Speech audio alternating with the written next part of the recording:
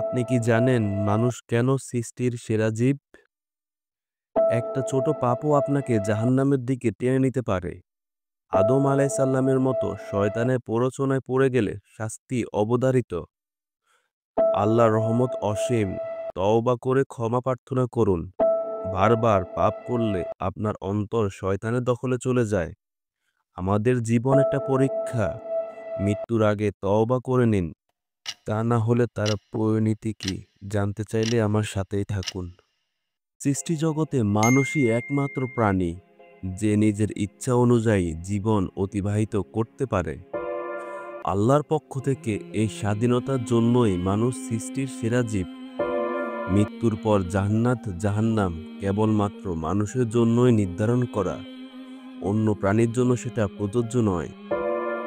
আমাদের পিতা আদম আলাইসাল্লামকে আল্লাহ নিষেধ করেছিলেন নিষিদ্ধ সেই গাছের ফল না খাওয়ার জন্য, কিন্তু শয়তানের প্ররোচনায় সেই ফল খাওয়ার জন্যই আদম আলাইসাল্লামকে শাস্তি দিয়ে পৃথিবীতে পাঠিয়ে দেওয়া হয়। দীর্ঘ ইবাদতের পর তার তওবা কবুল করে আল্লাহ তাকে ক্ষমা করে দেয়। মানুষ নিজ ইচ্ছাশক্তি দিয়ে তার জীবনে সব সিদ্ধান্তই নিতে পারে, তবে সেটা যদি শয়তানের পক্ষে যায় তাহলে তার জন্য রয়েছে কঠিন আযাব, যদি না সে মৃত্যুর আগে তওবা করার সুযোগ না পায়। আল্লাহর কথা অবাধ্য হলে প্রতিটা মানুষকেই শাস্তির সম্মুখীন হতেই হবে।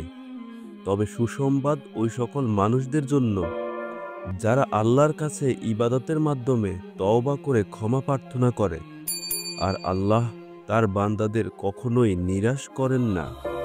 আল্লাহর নিকট থেকে সর্বশ্রেষ্ঠ যে উপহারটি আপনি পাবেন সেটা হলো ক্ষমা।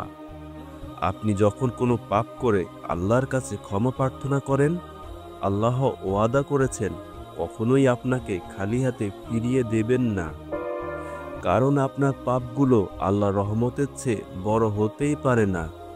কিন্তু আমরা যদি একই পাপ বারবার করতেই থাকি, তাহলে আমাদের অন্তর পুরোটাই শয়তানের দখলে চলে যাবে।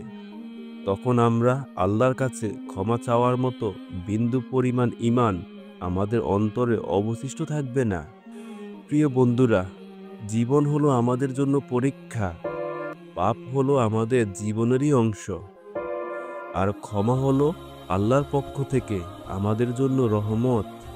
তাই মৃত্যুর আগে আল্লাহর কাছে আপনার পাপগুলোর জন্য ক্ষমা প্রার্থনা করুন। পরিপূর্ণ মুমিন না হয়ে মৃত্যুবরণকারী স্থান শুধুই জাহান্নাম।